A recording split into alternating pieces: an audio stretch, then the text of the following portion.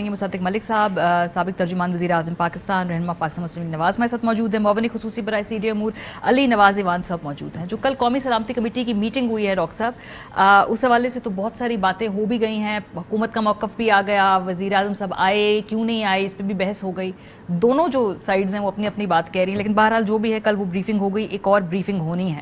سو اس طرح کے جب ایشوز کے اوپر بیٹھنے کا پوٹینشیل ہے، اس کا مطلب پوٹینشیل ہے موجود، تو انتخابی اصلاحات کے ایشو کے اوپر بھی پھر ہے وہ توقع ہے کہ بیٹھ کے بات کی جا سکتی ہے۔ اب تو پرائم منسٹر نے آپ لوگوں کو خود آفر کر دی ہے پارلیمنٹ کے اندر۔ جی میرے خیال میں انہوں نے آفر تو ضرور کی ہے، لیکن بل پاس کرنے کے بعد کی ہے، اور بل جب پاس ہو جائے ایک دفعہ اسمبلی میں تو اس کے بعد آفر کرنے کا کوئی جواز سمجھ نہیں آتا۔ لیکن میں پھر بھی فیس ویلیو پہ پرائم منسٹر صاحب کی دعوت جو ہے اس کو لینا چاہتا ہوں۔ تو میں سمجھتا ہوں کہ اگر یہ بات ٹھیک ہے اور واقعی اب جس طرح پہلے جلد بازی میں یا زور زبردستی کے ذریعے بل پاس ہوئے ہیں، اگر اب ایسا نہیں کرنا اور اپوزیشن کے ساتھ بیٹھ کے بات کرنی ہے تو بڑا اچھا موقع ہے کہ سینٹ کے اندر ان کی جو کمیٹی کو ریفر ہو گیا پارلیمنٹری کمیٹی کو، جس کو تاج حیدر صاحب ہیڈ کرتے ہیں، تو وہاں پہ کھلے دل کے ساتھ ایک بھرپور ڈسکشن کی جائے اور اس کمیٹی کو سپورٹ کیا جائے، اور پھر ایک کنسنسس کے ساتھ جو بھی ترامیم آئیں جن پہ تمام پولیٹیکل پارٹیز اگری کرتی ہوں وہ واپس نیشنل اسمبلی میں چلی جائیں اور ان پہ دوبارہ ڈیبیٹ کر کے ان کو یونانیمسلی جو بات پاس آتی ہے کہ ہم حکومت سے بات نہیں کریں گے، الیکشن کمیشن سے بات کریں گے، یہ الیکشن کمیشن کا رول بار بار کیوں سٹریس اپون کیا جا رہا ہے جماعت کے؟ جی آئینی رول ہے نا۔ جب آپ کچھ ایسی چیزیں جو آئین میں بڑی صاف صاف لکھی ہوئی ہیں کہ وہ مثلا جو آپ نے الیکٹورل رولز بنانی ہے یا ڈیمارکیشنز دوبارہ کرنی ہے کانسٹیٹوئنسیز کی، یہ تمام الیکشن کمیشن کے آئینی رولز۔ پر یہ تو امپلیمنٹیشن کے رولز ہیں نا، مطلب اگر آپ نے قانون سازی جب کریں گے تو وہ تو پارلیمنٹ کر کے ان کو تھمائے گی، وہ پھر اس میں جی جو چیزیں آئین کے اندر لکھی ہوئی ہیں ان سے اختلافی طور پہ تو کوئی قانون نہیں بن سکتا نا۔ تو جب آپ کوئی ایسا قانون بناتے ہیں جس میں آئین میں جو چیزیں بڑی کلیئرلی لکھی ہوئی ہیں ان کی وائلیشن کے اندر آپ کوئی قانون بنا دیں اس وجہ سے کہ آپ کے پاس نمبرز ہیں اور آپ کہیں کہ بس منظور ہے منظور ہے منظور ہے اور نکل جائیں، تو پھر اس سے یہ قباحتیں جو ہیں ساری پیدا ہوتی ہیں۔ یہ جو الیکشن کمیشن کا بار بار ذکر ہو رہا ہے اس کی وجہ یہ ہے کہ آئینی رول جو ہے وہ بڑا کلیئرلی ڈیمارکیٹڈ ہے، یہ ایسے نہیں کہ آپ کے پاس آپشن ہے، یعنی یہ کام کس نے کرنا ہے الیکٹورل رولز کا یا آپ کی جو ڈیمارکیشنز ہیں کانسٹیٹوئنسیز کی، یہ کس نے کرنی ہے، یہ آپشن نہیں دیا ہے۔ لیکن شہباز صاحب تو اپنے خط میں لکھ رہے ہیں کہ کنسنسس بھی الیکشن کمیشن بلڈ کرے، لکھا ہے انہوں نے خط جو الیکشن کمیشن کے جو رول ہیں وہ کنسنسس تو انہوں نے امپلیمنٹیشن کے اوپر بلڈ کرنا ہے، لیکن قانون سازی کے لیے جو ان کے جو کنسرنز ہیں جو آئین کے اندر درج ہیں جس کے اوپر انہوں نے کچھ اپنے کنسرنز اٹھائے ہیں جو جینوئن کنسرنز ہیں، میں نے 2 آپ کے سامنے پیش کی ہیں، یہ تمام چیزیں جو ہیں یہ تو قانون سازی کے عمل میں ایک کنسنسس کے ذریعے سامنے آنی چاہیے نا۔ مثلا ہمارے بھی جو قانونی آئینی ایکسپرٹس ہیں، پی ٹی آئی کے پاس بھی آئینی قانونی ایکسپرٹس ہیں، میں نے ایک کمیٹی کے اندر ابھی کل کام کیا ہے علی ظفر صاحب کے ساتھ، تو ان کو کافی مہارت حاصل ہے، اور بھی بہت سے لوگ ہیں جو آئین قانون کو سمجھتے ہیں۔ تو اگر یہ سنسیئر آفر ہے جیسا کہ میں نے کہا تو پھر اس کے اوپر تھریڈ بیئر ایک ڈسکشن اس سب کمیٹی کے اندر ہوگی، اس کے اندر جو آل پارٹیز کانفرنس کے ذریعے ہم ایک کنسنسس ڈیولپ کرنے کی کوشش کر رہے ہیں کہ وہ 3 4 5 جو غیر آئینی چیزیں ہیں ان کو علیحدہ کیا جائے۔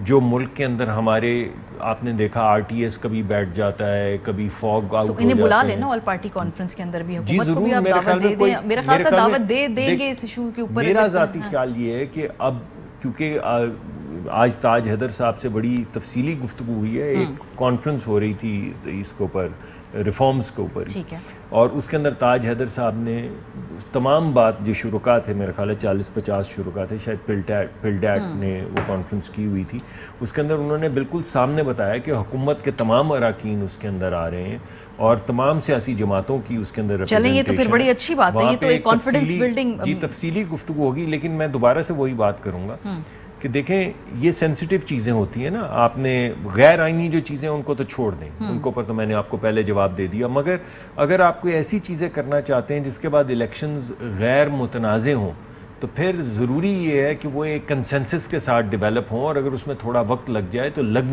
دینے ویسے وقت لگنا اور کنسنسس ڈیولپ ہونا تو علی نواز خان سے اس پہ تو کوئی حرج نہیں ہے. جتنی تیزی سے اس وقت آپ لوگوں نے اس دن قانون سازی کی ہے، اس کی جتنی بھی توجیحات دیں، آپٹکس پر ریلی بیڈ. اب آپ کہیں کہ اس میں کوئی رول اوور رائڈ نہیں ہوا، اس میں کوئی قانونی طور پہ لیگلی کوئی غلط بات نہیں کی، آپٹکس ور پولیٹیکلی ویری بیڈ. اپوزیشن جو ہے وہ کہتی رہ گئی بات، لیکن بہرحال یہ ایٹ لیسٹ اس پہ بات کرنے کو آپ کے ساتھ اپوزیشن تیار ہے، لیکن کھلے دل کے ساتھ اور دوسرا یہ کہ پھر بعد میں آپ لوگ یہ نہ کہیں جی کہ یہ خود اپنے لیے NRO مانگ رہے ہیں ہم سے اصلاحات کی آڑ میں. ہم یہ بات کیا آج کہہ رہے ہیں، ہم یہ بات تو 2013 کے الیکشن کے بعد کے کہہ رہے ہیں. اور پہلے ہمارے ایسے 2013 سے پہلے تو الیکشنز ہوتے رہے. پیپلز پارٹی کہتی رہی نون لیگ دھاندلی کرتی، نون لیگ کہتی پیپلز پارٹی دھاندلی، اور دونوں پھر آرام سے بیٹھ کے حکومت بھی چلاتے. 2008 کے الیکشن میں آپ کو کہا گیا RO کا الیکشن ہے، فضل الرحمان صاحب کہہ رہے تھے، باقی ساری باتیں ہو رہی تھی. 2013 میں بھی آپ کو پتا ہے کیا ہوا، وہ انک آ گئی، انک غائب ہو گئی ساری. تو ہم وہ پارٹی ہیں جنہوں نے اس پہ پراپر احتجاج کیا. اس وقت بھی ہم نے کہا کہ ہم جو احتجاج کر رہے ہیں وہ صرف یہ کہہ رہے ہیں کہ آپ 4 حلقے کھول دیں اور اس میں سے جو چیزیں باہر آئیں اس کے اوپر بیٹھ کے اس کا حل نکال لیتے ہیں، اور 2018 کے الیکشن پہ کسی کو کوئی مسئلہ نہیں ہوگا. ہم نے جتنی اپوزیشن کی انہوں نے حلقے نہیں کھولے، ہم نے دھرنے دیے، ہم نے جلسے کیے. تو آپ یہ چیک کریں کہ جب انہوں نے انتخابی اصلاحات کمیٹی بنائی نا، اس میں ہم بھی گئے. یہ ہم نے اپوزیشن کی نا، ہم نے پارلیمنٹ کو سپریم سمجھا. جو یہ لوگ آج کہتے ہیں ہم اس وقت بھی سمجھتے تھے.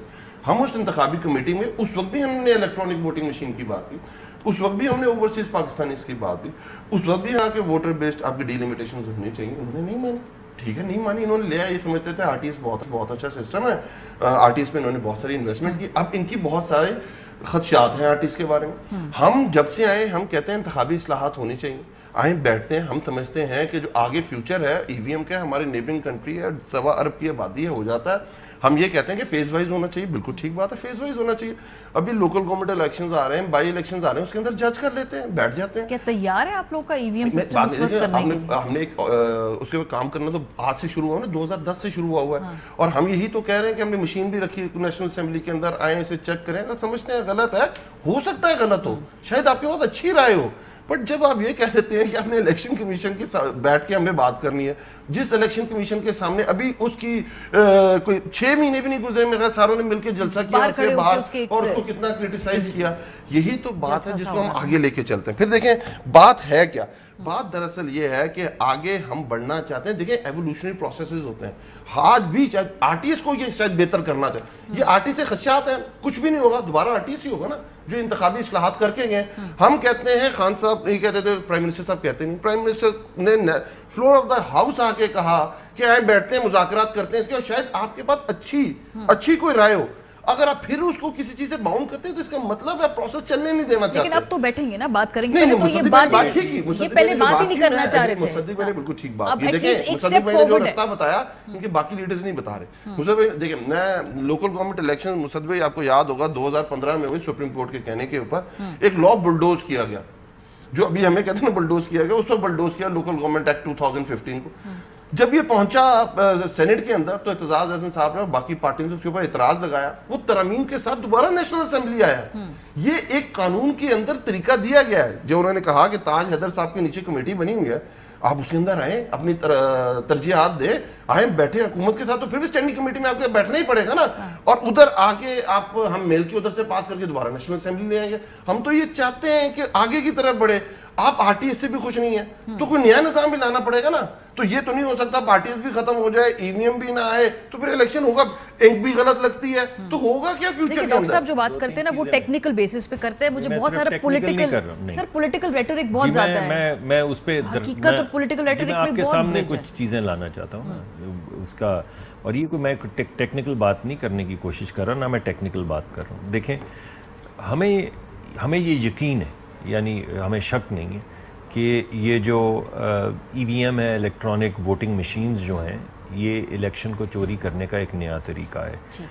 اس کے اندر ابھی یہ جو کانفرنس 2-3 دن کی ہوئی ہے جس کا میں ذکر کر رہا ہوں، جس میں آج فواد چودھری صاحب کو بھی آنا تھا اور وہ نئی تشریف لائے.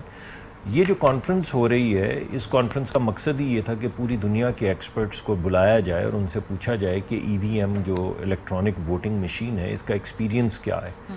اب اس کے اندر موٹی موٹی چیزیں یہ ہیں کہ ایک تو وہ صاحب جنہوں نے یہ بنائی تھی مشین جو اب پیش کی گئی ہے وزیر اعظم کے ساتھ، جس کو انہوں نے جو اس وقت کے الیکشن کمیشن نے ان کو پورا چارٹر دیا تھا کہ یہ کیسے بنانی ہے، انہوں نے ایک پریزنٹیشن دی جس میں انہوں نے بتایا کہ اس کو ہیک کرنا کتنا آسان ہے. جنہوں نے بنایا عاطف مجید صاحب ان کا نام ہے، انہوں نے آرٹیکل بھی لکھا ہے جو غالباً چھپا ہے، اور یہ وہی مشین جو ہے وزیر اعظم کا صاحب کو دکھائی گئی ہے اور اب کہا جا رہا ہے کہ اس کے اندر امپروومنٹ کی جائیں گی.